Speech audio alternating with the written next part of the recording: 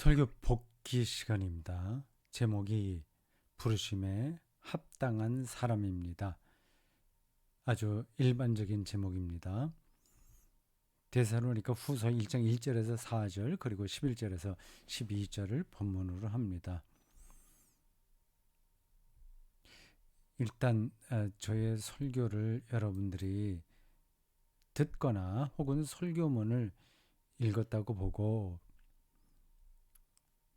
그 설교 내용 중에서 조금 보충할 것을 찾아보겠습니다. 루터 이야기가 잠깐 나왔어요. 그러니까 소명 이야기를 하다가 루터를 언급했습니다. 그 사이비 이단 교주들도 아주 강력한 소명 의식이 있습니다. 그들이 하나님으로부터 부르심을 받았는지 아니면 뭔가 엉뚱한 생각에 사로잡힌 건지 판단하기가 조금 어렵다고 얘기를 했어요. 그 중에 한 예를 루터로 말씀드린 거죠. 당시에 루터는 로마 가톨릭 교회에 의해서 그 비난을 많이 받았습니다. 비난받은 정도가 아니라 파문까지 당했죠. 파문당했다는 말은 루터를 누가 죽여도 책임을 묻지 않는다는 뜻이기도 합니다. 그 당시 이 파문은 한 사람의 생명을 좌지우지할 만한 그런 사건인 거죠. 어느 책에 그런 표현이 돼 있더라고요. 당시 로마 가톨릭 교회에서 이 루터를 이렇게 표현했다고 하죠. 우리 포도원을 망친 멧돼지라고 말이죠. 그런데 그 당시에는 루터가 완전히 이단으로 정죄받았죠. 루터는 특별한 소명의식이 있었습니다. 그 루터의 소명의식이 가톨릭에서는 완전히 망령난 생각인 거죠.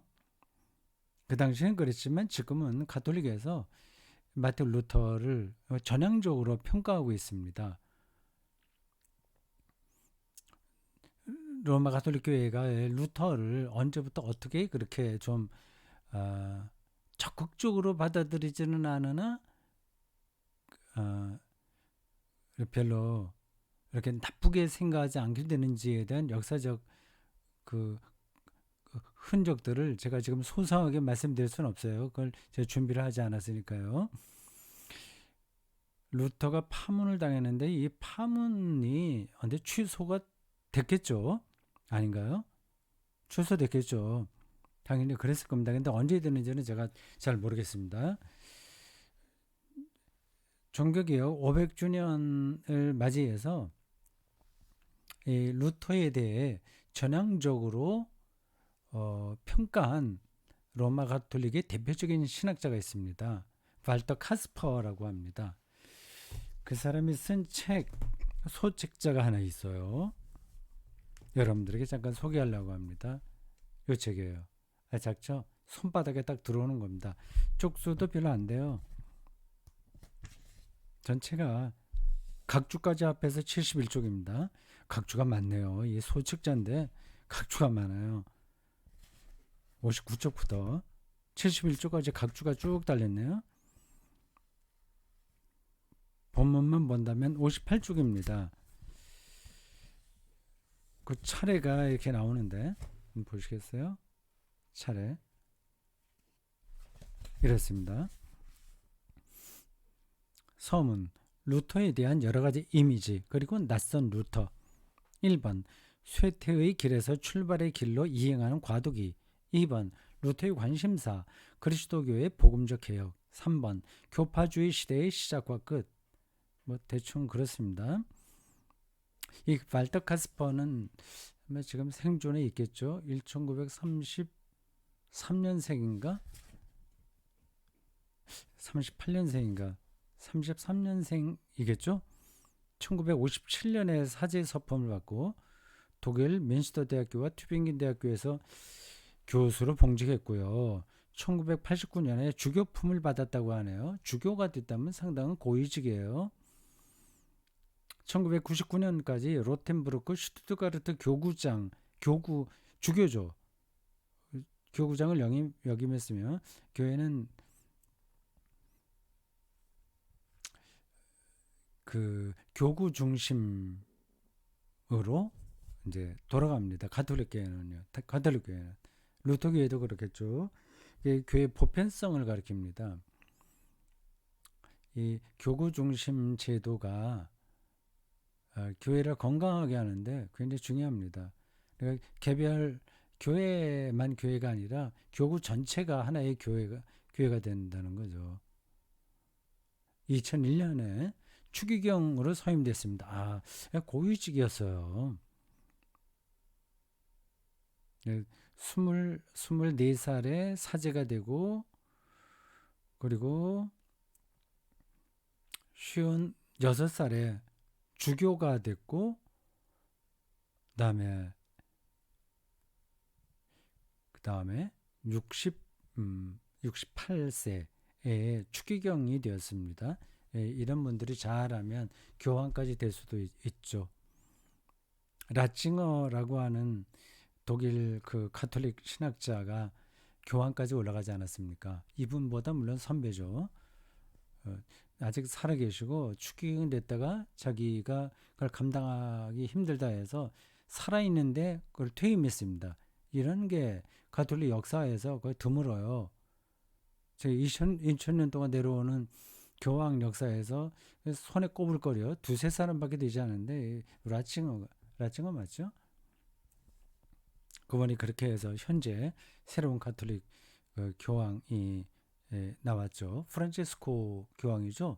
이분이 수도사 출신으로 처음 교황이 된 인물이라고 합니다. 예수잇 교단이 수도에 속합니다. 다른 말이 자기 길었어요. 발터 카스퍼 추기경이 마틴 루터 종교개혁 500주년을 앞에 두고 2016년에 이 강연한 것을 책으로 묶어냈습니다. 여기서 재밌게 제가 읽었습니다. 좀 기억이 정확하게 나지는 않는데 루터를 전향적으로 평가합니다. 가톨릭 교회 수도사였죠. 가톨릭의 사제였고 교황청에서 적절하게 대응만 했다면 이 루터가 그렇게 멀리 나가지는 않았을 겁니다. 루터가 그렇게 멀리 나가지 않았다면 이 교회의 대분열, 가톨릭과 개신교의 분열은 일어나지 않았을지 모르죠. 물론 작은 그 종교개혁 운동들이 루터 전과 후에 이어졌습니다만은 루터가 대표적이죠. 루터가 없었다면 근데 잠잠하게 그 개혁 운동이 정리가 됐다면 개신교는 나오지 않았을 가능성이 높습니다. 나왔다고 하더라도 아주 작은 숫자에 머물렀겠죠. 그 당시 로마 가톨릭 교황청에서 이 문제를 잘 처리하지 못해서 이런 일이 벌어졌어요. 그러니까 어떤 큰 사건은 그 발단이 될 때에 어떻게 그걸 접근하느냐에 따라서 달라집니다. 전쟁도 마찬가지예요. 1차 세계대전, 2차 세계대전도 발단은 작죠. 특별히 1차 세계대전은 발단이 아주 사소한 거였다고 하죠. 지금 우크라이나에 벌어진 전쟁, 러시아의 그 공격, 그리고 우크라이나의 반격, 그거는 이제 그 개별 나라가 아니라 그 유럽 전체, 특히 이제 미국의 대리전이라고도 하는데 그래서 사전에 막을 수도 있긴 있었습니다. 근데 그걸 못한 거죠. 우리가 아무리 노력해도 이런 갈등과 분열이 인류 역사에서 끝나지 않은 이유는 우리가 하나님에게 부르심을 받은 사람들이라고 하는데도 종교 간의 분열이 일어나잖아요. 교회 안에서도 이렇게 크고 작은 다툼들이 많이 있잖아요. 그 고린도 교회에도 이미 그런 분열의 씨앗이 많이 있었습니다. 바울도 자기가 개척한 교회에서 배척받기도 했고요. 그런 일들이 계속 일어납니다. 지금도 마찬가지고요. 그러한 이유는 성경의 표현 방식을 빌리면 악마의 계략이라고 볼 수밖에 없다. 사람이 자기의 마음을 그렇게 마음대로 컨트롤하지 못합니다. 어떤 흐름에 휩싸이게 되면 자기 처음에 원하지 않았던 방향으로 막 흘러가 버려요. 근데 그건 이제 악마의 계략이라고 말할 수 있는 거죠. 그만큼 우리의 생각과 말과 행동을 우리 스스로 제어하기 힘들다는 겁니다.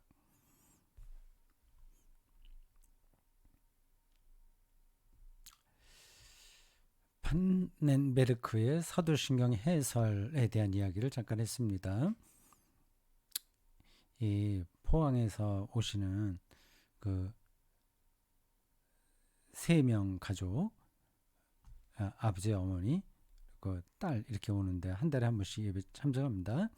일전에 그 전화 통화에서 그런 얘기를 들었어요. 파넨베르크의 사도신경 해설을 얼마나 재미있게 읽었는지 모른다고 말을요. 그냥 깜짝 놀랐습니다. 저 책을 저렇게 숙독하기가 어렵거든요. 그런 사람들이 별로 많이 있지 않습니다. 아주 특별한 일이라서 제가 칭찬도 하면서 참 대단하다 이렇게 덕담도 드리면서 그 기독교가 먹고까지 보면 좋겠다 말씀드렸습니다. 기독교를 좀 실질적으로 잘 알고 싶어하는 사람들에게 저는 뭐 다른 분들의 좋은 책도 많이 있으나 제가 쓴 책 중에서 2권을 추천할 수 있습니다. 하나가 기독교가 먹고이고 또 하나가 파넨베르크의 사도신경 해설입니다. 이 두 책은 각각 강독한 거예요. 기독교가 먹고는 아주 오래전에 한들 출판사에서 제가 낸 기독교를 말한다를 나중에 또 해설, 강독해서 녹음한 겁니다. 그걸 이제 풀어서 책으로 낸 거죠. 그리고 파넨베르크의 사도신경 해설은 제가 번역한 책이거든요. 그거를 다시 강독으로 녹음이죠. 녹화는 안 했죠. 그 당시는 녹화할 그런 영상까지는 가지 못하고 영상이 있나? 그걸 제가 어떻게 했는지 잘 기억이 안 나네요. 기독교가 먹고는 라이브로 한 것 같고 또 영상으로 한 것 같습니다. 사도신경 해설은 라이브로 했나 녹음을 했나 지금 정확하게 기억이 나지 않습니다. 어쨌든 그렇게 해서 녹취를 풀어서 만든 책입니다. 기독교가 먹고는 아주 개론적인 겁니다. 인문학적 기독교에 대한 접근이에요. 그건 계명대학교와 대구대학교에서 교양과목으로 강의했던 그 강의안을 좀 다듬어서 낸 책입니다. 목사님들도 이제 젊은 목사님들이 그 책을 읽고 도움을 많이 받았다 그런 얘기도 좀 들었습니다. 기독교가 먹고는 그렇게 개론적인 이야기이고 파넨베르크의 사도신경 해설은 아주 전문적인 책입니다. 사도신경을 파넨베르크는 돌아가셨죠. 지난 2010년대에 한 10년쯤 됐나요? 돌아가신 지 그분의 쓴 책입니다.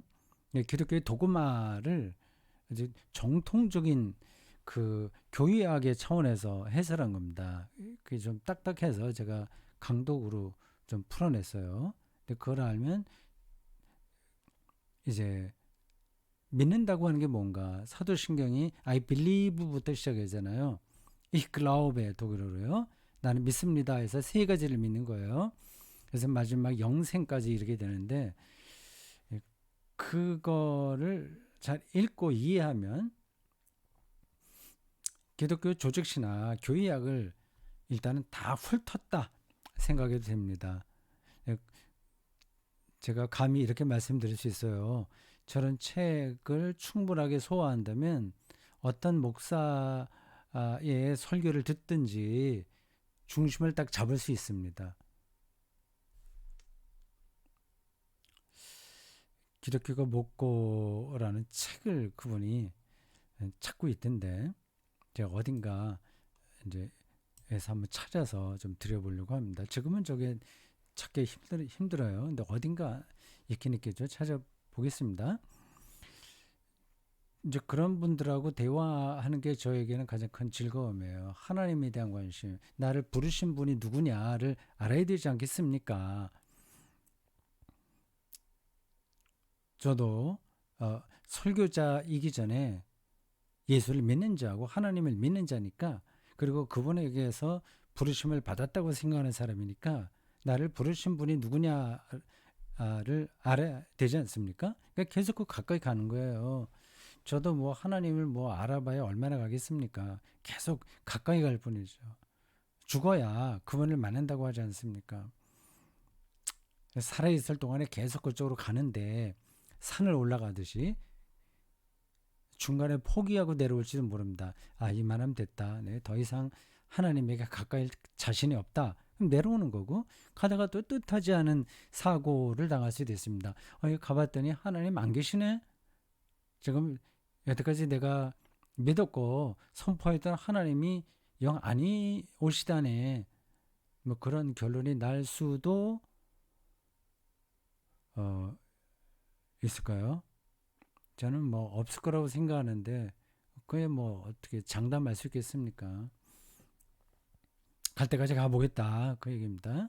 내 귀에 하나님께서 부르시는 소리가 들리지 않을 때까지 가는 겁니다.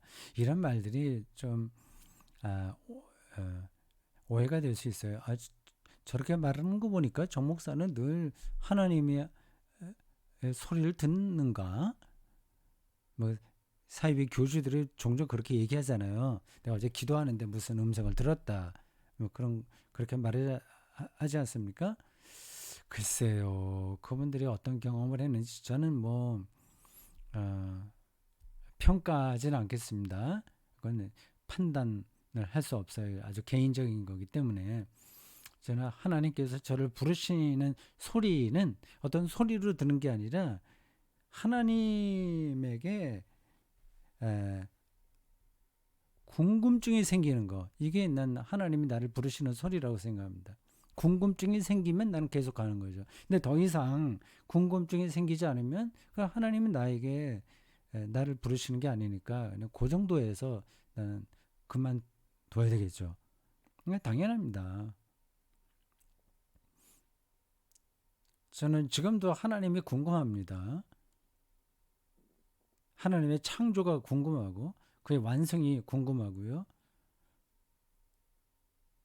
그분이 이 모세의 질문에 답변할 때 나는 스스로 존재하는 자다라는 대답을 하셨잖아요. 그게 무슨 뜻인지 정말 알고 싶습니다. 그 루터 성경에 이렇게 되어 있습니다. 그 대답이요. Ich werde sein, der sein werde. 앞으로 있게 될 바로 그 자로 있을 것이다. 네, 그런 뜻이에요. 그냥 좀 모호하죠. 모호한 게 아니라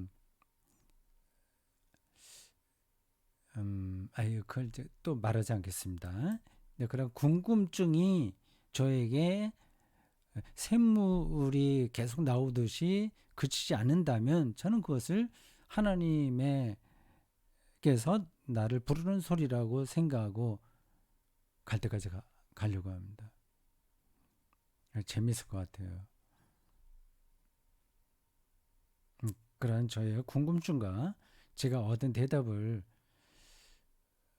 저의 설교에 귀를 기울이는 사람들에게 전할 수 있을 만큼 전하겠습니다. 저의 남은 인생도 거기에 몰입하려고 합니다.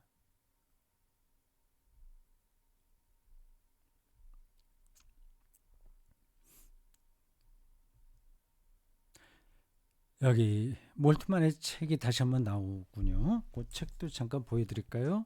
제가 지금 강독하고 있는 책입니다. 이 책이에요. 보이시죠?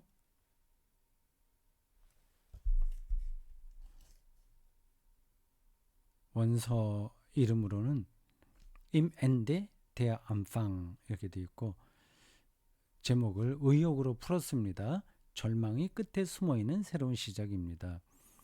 재밌어요. 이건 그렇게 두꺼운 책은 아닙니다. 최근에 읽은 대목이 인상적이었습니다. 칭의론에 대한 설명이에요. 근데 이 책 전반에서 이 칭의론이 왜 들어가는지를 지금 제가 설명하지 않겠어요. 이 악, 재앙, 재난, 대재난, 두려움, 공포 이런 것들이 일종의 마지막 경험이잖아요. 마지막이다. 죽음과 비슷한 거죠. 거기서 우리가 어떻게 새롭게 시작하냐 하는 그런 질문에 대한 대답이 칭의론입니다. 칭의론은 우리를 하나님께서 그 믿음을 보시고 의롭다고 인정하신다는 가르침이에요. 우리는 그렇게만 생각합니다. 그래서 자기의 잘못을 고백하고 또 용서받고 내가 의로운 자다 그런 믿음을 갖고 사는 거죠. 몰트만은 이제 거기서 끝나지 않아요. 그 행악자와 희생자 이 양쪽에서 벌어지잖아요. 희생자는 뭐 진짜 어떤 사람에게 자기가 폭력을 당하거나 여러 가지 차원에서 폭력을 당하거나 사기를 당하거나 뭐 전쟁 같은 데서는 또 완전히 살해 당하기도 하고 그다 희생자들이에요. 아우슈비츠 희생자들도 있고 또 뭐 장애로 태어난 사람들도 그 운명의 희생자들 아닙니까? 그들에게 그건 이제 그들의 운명에도 하나님의 의가 세워져야 되잖아요. 그게 칭의예요. 어떻게 우리가 그들의 삶에 의로움이 하나님의 의로움이 드러나게 하느냐? 그것도 다 칭의론에 속한다는 겁니다. 그냥 개인이 하나님께 나 뭐뭐뭐뭐 잘못했습니다. 나 죄인입니다. 예수 믿습니다. 그래서 의롭다고 인정받는다는 그 개인의 개인의 실존적인 신앙 경험에 머물지 않고 이 사회 전체의 의로운 차원까지 밀고 나가는 거죠. 근데 거기에 이제 재밌는 대목이 행악자들의 의예요. 그러니까 예수 그리스도가 행악자들에게도 의로움의 근거가 된다. 이제 이게 말이 안 되죠. 행악자라고 하는 벌을 받아야 되는데 그들에게 어떻게 예수 그리스도의 십자가 부활이 의로움의 근거가 되냐고 하는 겁니다. 그건 제 강독을 들어보십시오. 지금 여기서 길게 설명하지 않겠습니다. 이제 이러한 하나님, 몰트만을 통해서 우리는 하나님의 의와 예수 그리스도를 통해서 일어나는 그 하나님의 의를 정확하게 아는 거 아니겠어요? 그런 걸 알아야 하나님의 부르심에 합당하게 살 수 있는 겁니다. 그래서 제가 누누이 신학책을 읽어야 된다 말씀드리는 거예요. 일단 알아야지.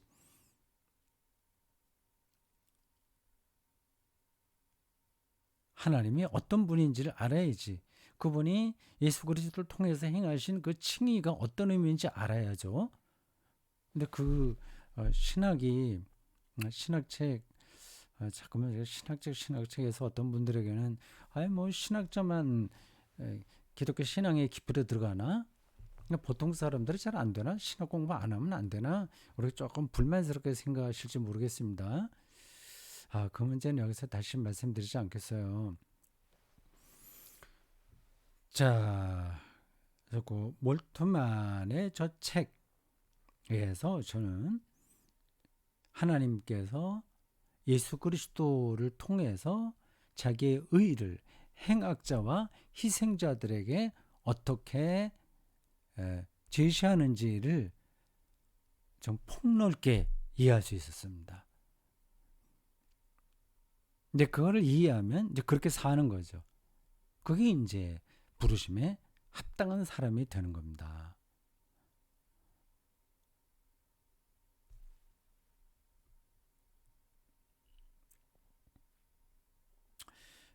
저 책 요즘 제가 강독하고 있으니까 관심 있는 분들 대구성서 아카데미 사이트에 들어와서 볼 수 있고요.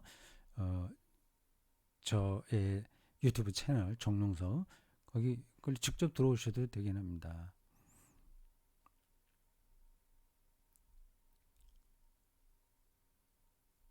네, 거의 끝나는 대목이에요.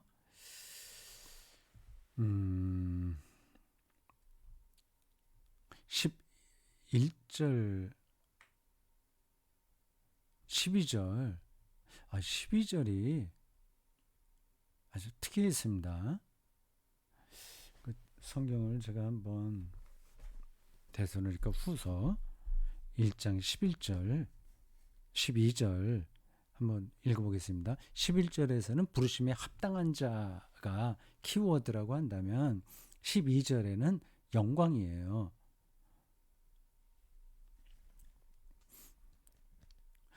우리 하나님과 주 예수 그리스도의 은혜대로 우리 주 예수의 이름이 너희 가운데서 영광을 받으시고 너희도 그 안에서 영광을 받게 하려 함이라. 예수 그리스도의 영광, 하나님의 영광은 우리가 익숙하게 잘 들었는데 데살로니가 교인들까지 영광을 받는다는 이 표현은 우리가 별로 잘 듣지 못했어요. 하나님께 영광이지 어떻게 그리스도인에게 영광이 되겠습니까?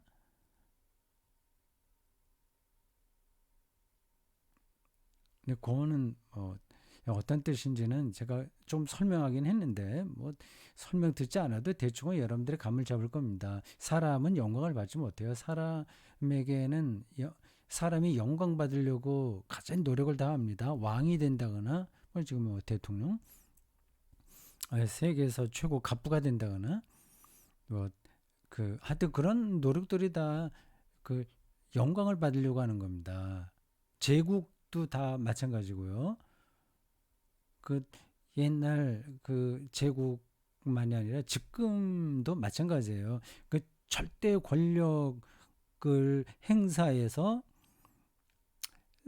사람들의 생사 여탈권을 행사하고 그래서 그 숭배받으려고 하는 거 아닙니까? 그게 영광 받으려고 하는 거거든요. 그 사람에게는 그 영광이 해당하지 않습니다. 그렇게 해봐야 다 실패합니다.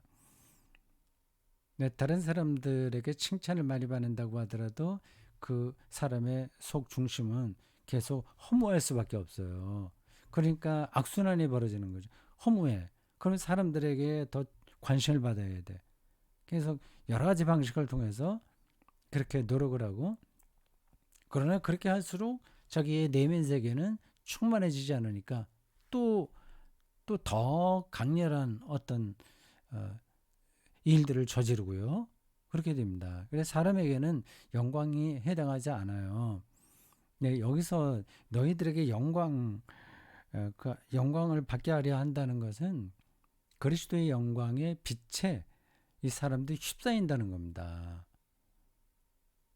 네, 그건 여러분들 제가 굳이 설명하지 않아도 아실 거예요. 근데 그게 어떤 건지를 실감하기는 쉽지 않습니다.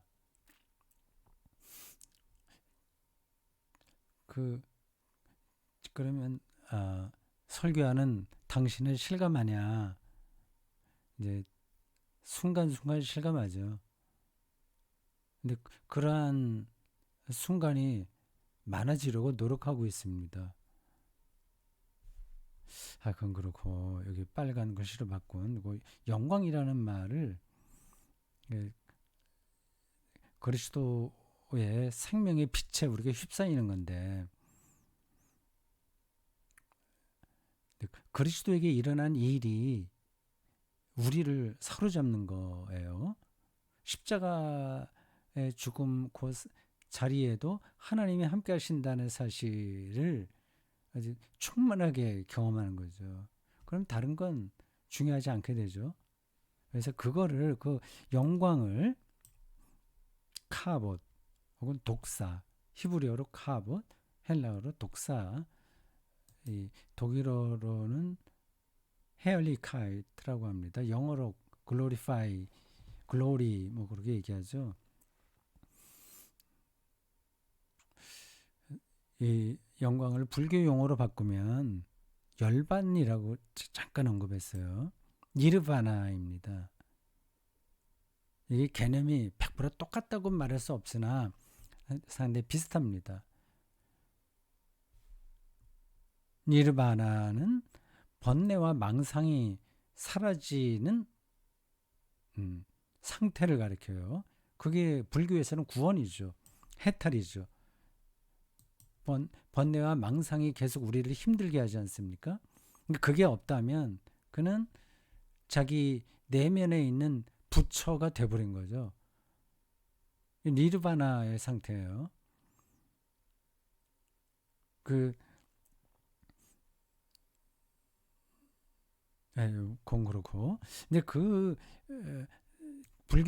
불교에서 말하는 니르바나, 이 열반이 우리 기독교에서 말하는 영광과 똑같지는 않으나 비슷하다. 그 상태가 그런 말씀이에요. 이렇게 연결시키면 어떤 그리스도인들은 이거 목사가 어떻게 그 하나님의 영광을 하나님의 영광이라고도 할 수 있고 하나님의 영광에 휩싸인 우리 그리스도인의 영광이죠. 그거를 왜 불교의 열반과 비슷하다고 얘기하냐 약간 좀 불편하게 생각하시는 분들이 계실 겁니다. 개념적으로 비슷하다고 하는 거예요. 그러니까 번뇌와 망상이 사라지는 것, 시시비비가 없어지는 겁니다. 그래서 불교에서는 분별심을 버리라고 하잖아요.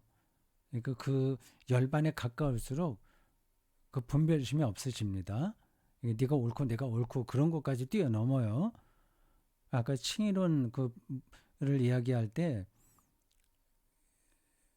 희생당한 사람에게 의로운 삶을 그들의 정의를 회복해 주는 것만이 아니라 악행의 행악자들도 하나님의 의 앞에 서야 된다고 얘기했잖아요. 그러니까 우리는 계속 희생당했냐 행악자냐 그런 것에 너무 지나치게 매달리지 않습니까?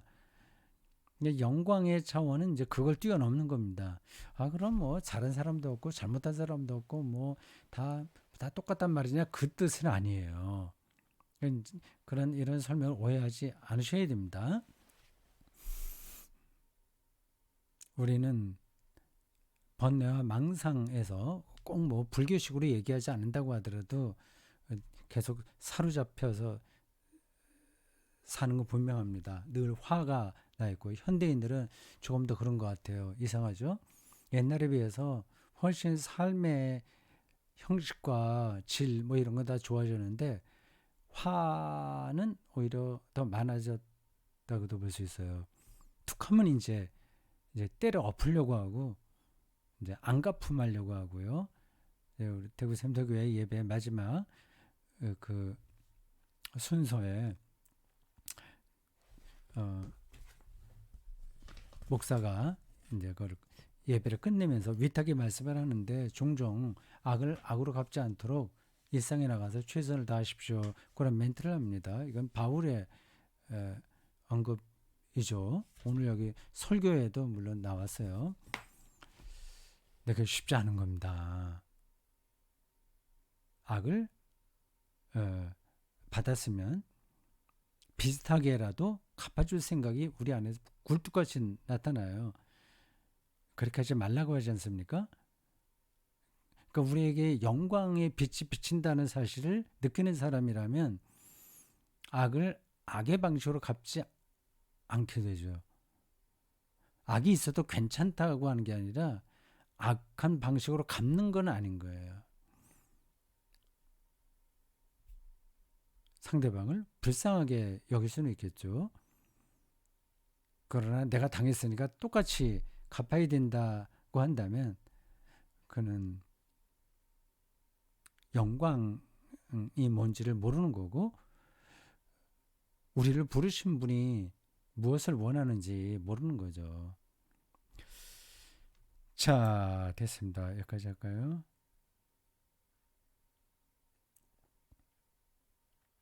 영광과 열반을 연결시켜서 한 번 더 생각해 보십시오. 고맙습니다. 수고하셨어요.